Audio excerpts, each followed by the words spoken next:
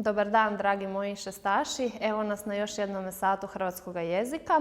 Danas ćemo se baviti poviješću samoga jezika i prokomentirat ćemo zapravo razvoj hrvatske književnosti i same hrvatske pismenosti kroz različite spomeničke, ali i druge zapise.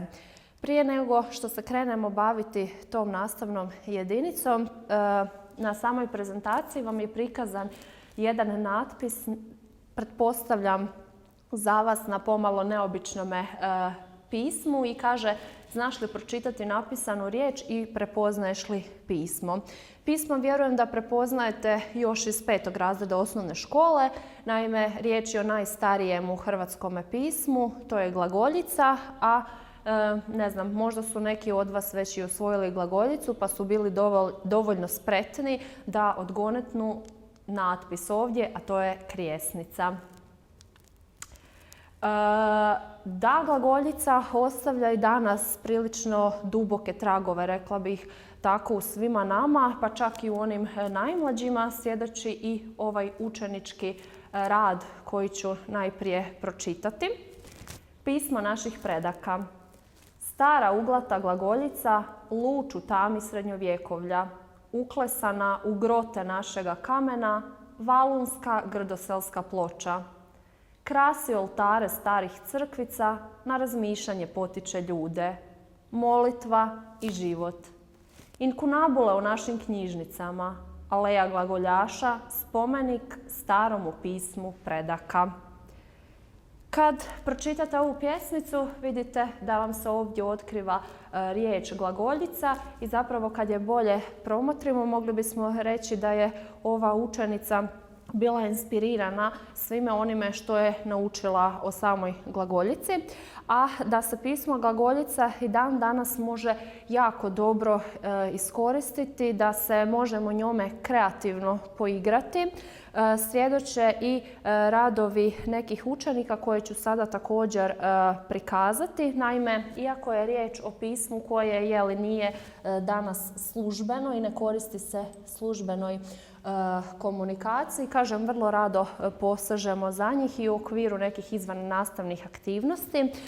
Ovo što ću vam sada ovdje prikazati zapravo je jedan glagoljski kalendar koji su radili učenici osnovne škole Tavankut koji pohađaju redovitu nastavu hrvatskog jezika, ali i izvannastavni predmet hrvatski jezik s elementima nacionalne kulture. I mi smo se povezali s malim glagoljašima iz područne škole Oštarije iz Republike Hrvatske i u suradnji smo napravili jedan glagoljaški kalendar koji sadržava zapravo učeničke likovne radove, ali osim toga oni su i glagoljali i napravili smo dakle mjesece, ali i dane u tjednu i same datume, sve na glagoljici, jer glagoljica je bila pismo koje se je moglo koristiti i odnosno kojima se je bilježili su se i sami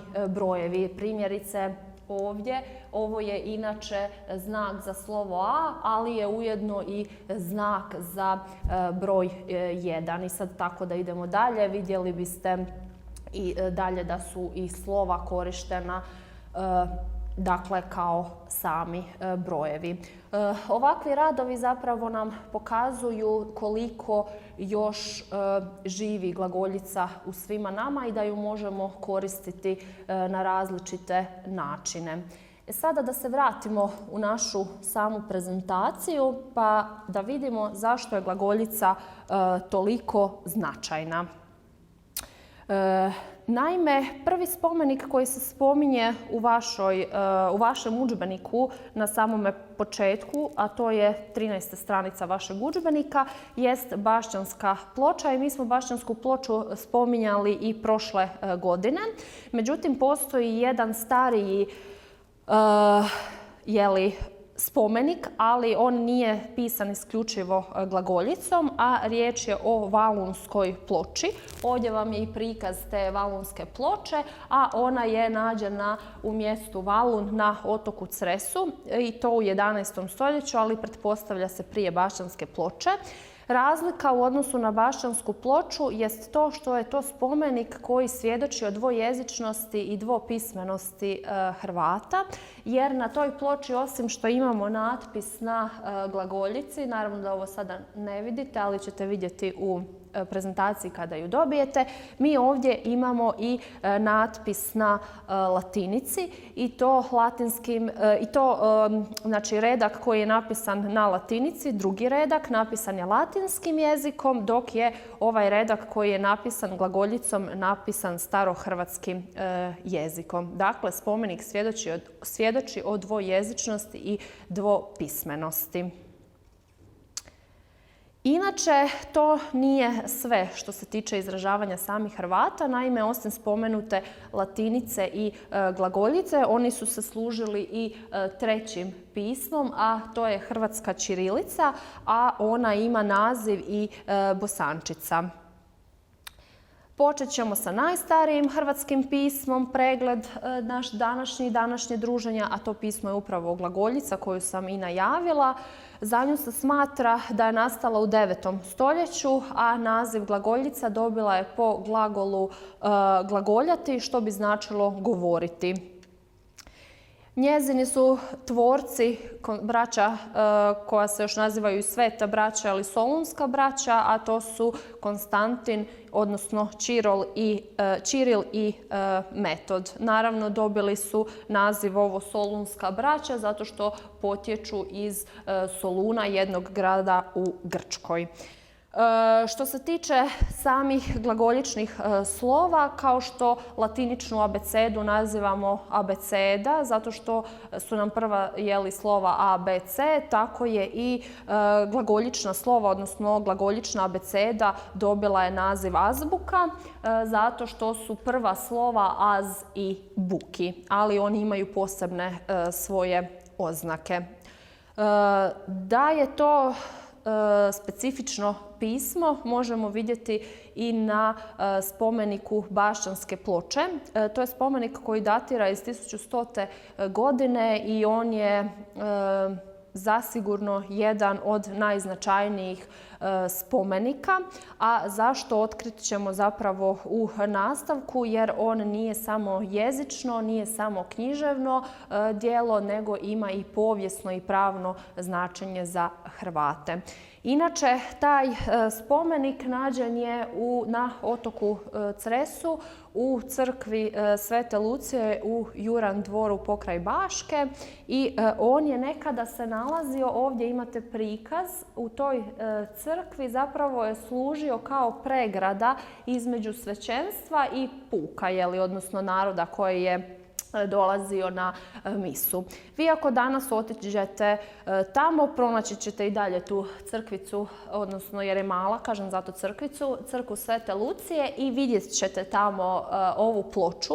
Međutim, to nije original ploče, to je napravljena kopija, odnosno replika, i ona je ovdje postavljena, a original ploče čuva se u Hrvatskoj akademiji znanosti i umjetnosti u Zagrebu. Sad, zašto nam je to toliko važan spomenik? Pa zato jer je, dakle, osim što je jezični i književni, on je i povijesni, ali i pravni. Njegova je značajnost u tome što je uklesan u sami kamen, a što se tiče pisma kojem je Bašćanska ploča pisana, to je glagoljica, a jezik koji nalazimo tamo, to su crkvenoslavenski jezik i hrvatski. Naime, upravo se iz crkvenoslavenskog jezika kasnije postupno razvijao hrvatski jezik i crkvenoslavenski jezik je služio za izvođenje crkvenih obreda. I ovo sam vam rekla gdje se danas čuva. Ono što ste još možda ovako uočili dok promatrate ovaj spomenik jest ovaj pleter gore koji se sastoji od vinove loze i na taj način su se često zapravo prikazivali i ukrašavali spomenici. Što se tiče još nekih zanimljivosti, vidite da je riječ o spomeniku koji je dug 199 cm, a debljina, a ovako, ajde da kažem zapravo visok je 99,5, dok kad biste gledali samu debljinu te ploče, ona iznosi negdje oko 8-9 cm, zavisi kako tko kaže. Evo vidite, ukrašena je gore tim pleterom u obliku vinove loze. Zašto vinova loza? Pa zato jer je to kraj koji, dakle, pogoduje uzgoju upravo vinove loze. Inače, sastoji se od 100 riječi, a sam tekst zapisan je u 13 redaka. Inače, što se tiče samoga teksta, njega ćemo kasnije vidjeti i pročitat ćemo u udžbeniku, a poslušat ćemo i zvučni zapis u originalu kako glasi taj tekst. Ali o čemu je riječ? Riječ je o darovnici. Sam spomenik saznajemo da su klesali opat Držiha i opat Dobrovit. Tamo se spominje i kralj Zvonimir kao hrvatski kralj. Ono što još znamo o Bašćanskoj ploči jest i to da ju je u 19. stoljeću našao Ivan Kukuljević Sakcinski, isti onaj čovjek koji je i održao prvi govor na hrvatskom jeziku u Hrvatskom saboru. Evo, saznajemo i postoji podatak koliko ploča teži oko 800 kg i dakle ono što sam već možda i spomenula jest da svjedoči o darivanju zemljišta za izgradnju crkve kralja Zvonimira i zapravo iz toga vidimo da je riječ i o pravnome dokumentu, svakako je riječ i o povijesnome dokumentu jer znamo kome je u tome periodu pripadala, je li tako, ta zemlja, a o jezičnoj i o književnoj i jezičnoj važnosti saznat ćemo kada budemo i čitali sami tekst i to ćemo napraviti sada. Ja predlažem da najprije pročitamo u udžbeniku tekst koji se nalazi. On je preveden na hrvatski standardni jezik kako biste ga vi bolje razumjeli, a onda ćemo poslušati taj tekst u originalu kako zvuči. Sam tekst nalazi se dakle u vašim udžbenicima na stranici 14. Ja u ime Oca i Sina i Svetoga Duha. Ja, opat Držiha, pisah ovo o ledini koju dade Zvonimir, kralj hrvatski, u svoje dane Svetoj Luciji. Svjedoci mi Desimira, župan Krbave, Martinu Lici, Pribineža, poslaniku Vinodolu, Jakov na otoku. Da tko to poreče, neka ga prokune i Bog i 12 apostola i 4 evanđelista i Sveta Lucija. Amen.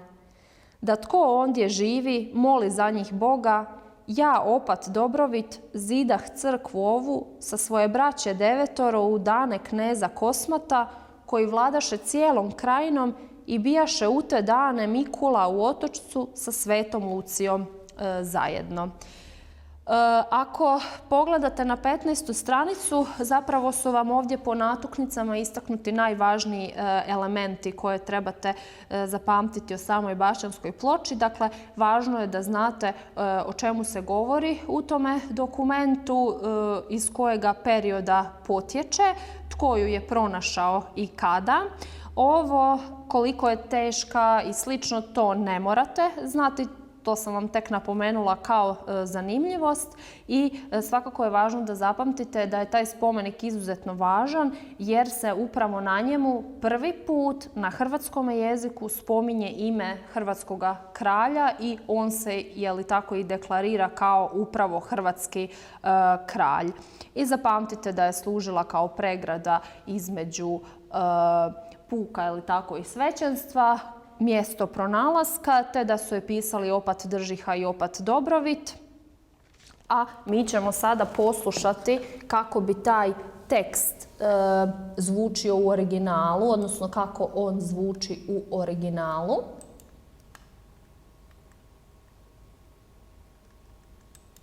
Bašćanska ploča. Oko 1100. godine. Az u ime Oca i Sina i Svetoga Duha. Az opat Držiha, pisah se o ledinje juže da Zvanimir kralj hrvatski dni svoje v svetuju Luciju. I svedomi, župan Desimira Krpavje, Mratin Plice, privineža sposl vinodolje, Jakov Votocije.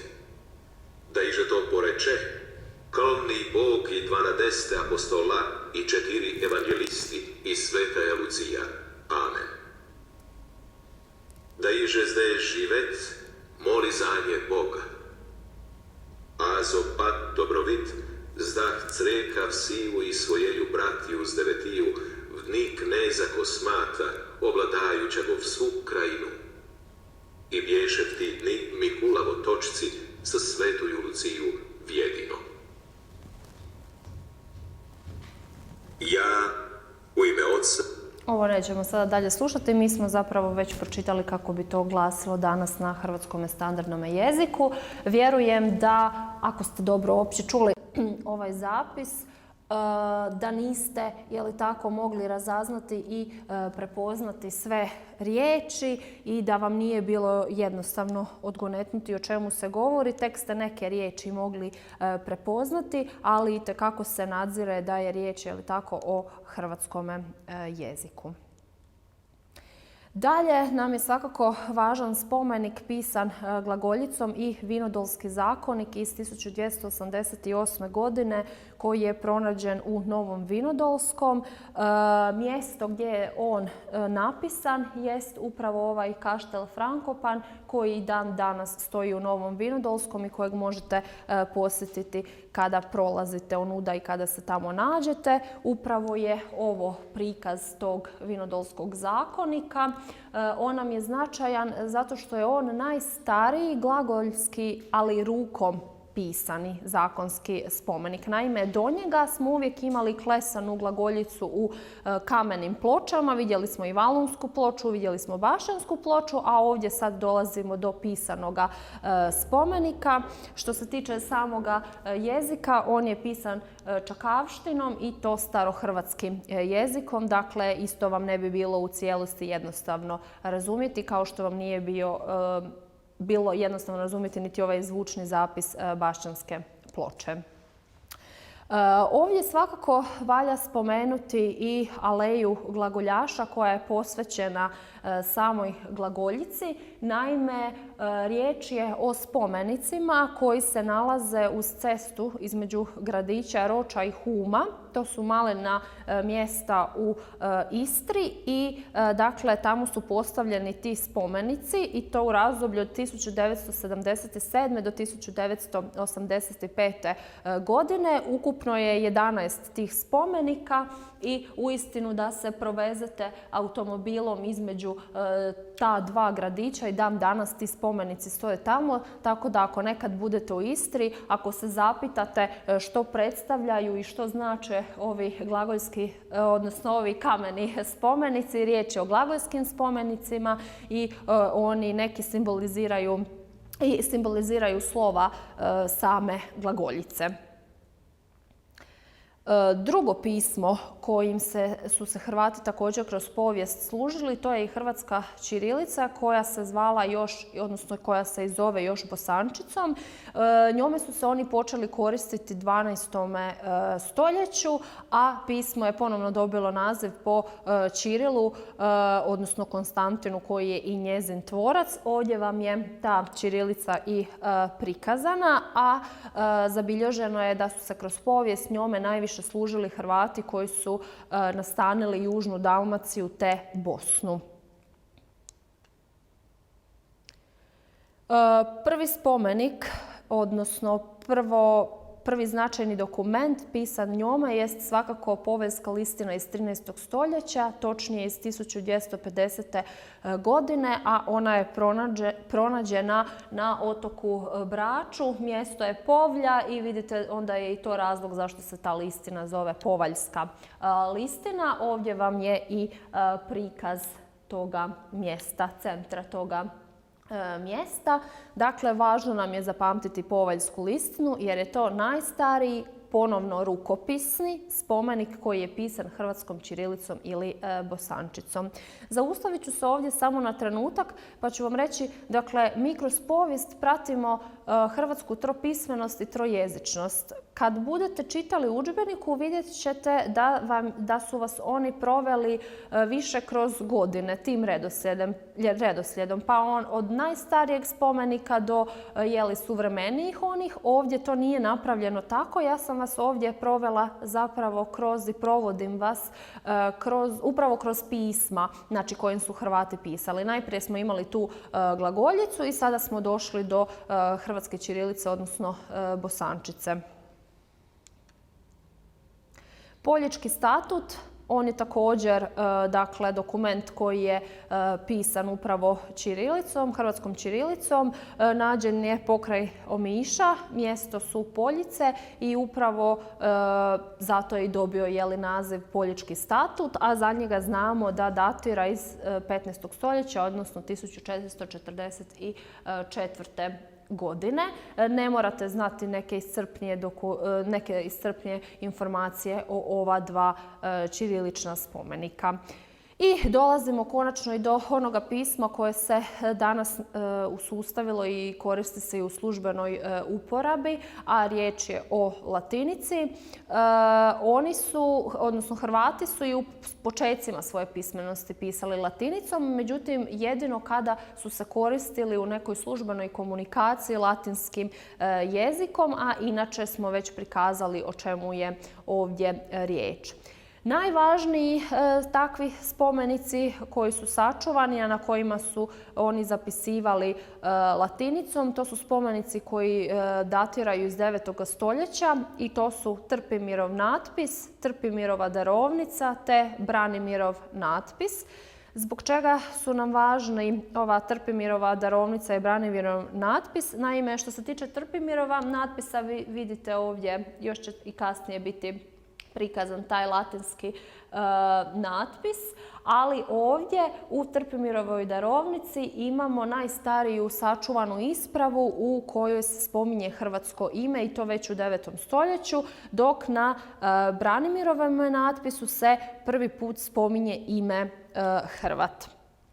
Ovdje imamo uvećani prikazi. Vidite da je posvetni natpis Produce Trepime, odnosno za kneza Trpimira. Dakle, natpis je na latinskome jeziku. Riječ je o natpisu kneza Trpimira i on potječe iz 9. stoljeća, a nađen je pokraj Solina. S obzirom na to, ovaj spomenik dokazuje da su se i latinica i latinski jezik u to vrijeme koristili u službenoj uporabi. Kao što netko kad bude gledao na današnje službene dokumente uvidjet će da se koristimo hrvatskim standardnim jezikom i da je riječ o jeziku čija je osnovica štokavsko narječje i da pišemo pismom latinicom. Sljedeća je dakle Trpimirova darovnica, također iz 9. stoljeća. Ne morate pamtiti ove godine, samo da znate stoljeće. I rekli smo, također je pisana latinicom, na latinskom jeziku, a najstarija je sačuvana isprava jednog hrvatskog vladara. Što se tiče samoga sadržaja, vi ga isto ne morate znati. Napomenut ću vam samo da je riječ, dakle, kao što mu i sam njegov naziv govori, o darovnici. Točnije, daruje se zemljište Splitskoj crkvi. Iz svih ovih dokumenata ono što još možete zaključiti jest da crkva ima jako veliki i značaj, ali i utjecaj na tadašnje društvo. Što se tiče natpisa kneza Branimira, evo ovo je prikaz ovako izbliza i uvećani prikaz i ovdje vam piše sadržaj koji možete iščitati s njega.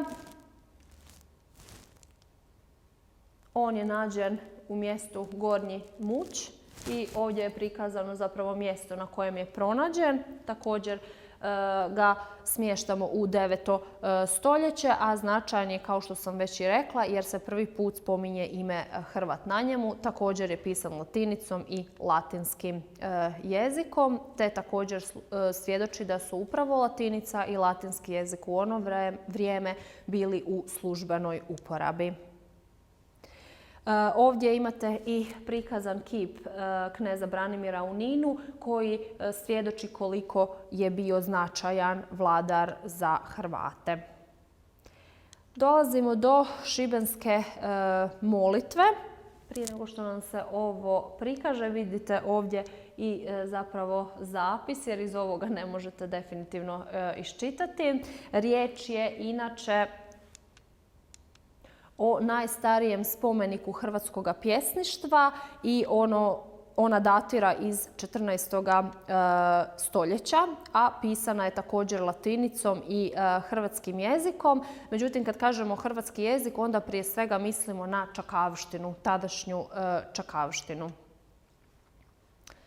Iz 14. stoljeća datira nam i misal kneza Novaka, međutim ovdje ne govorimo sada više o dokumentima, ajde da tako kažem, koji su pisani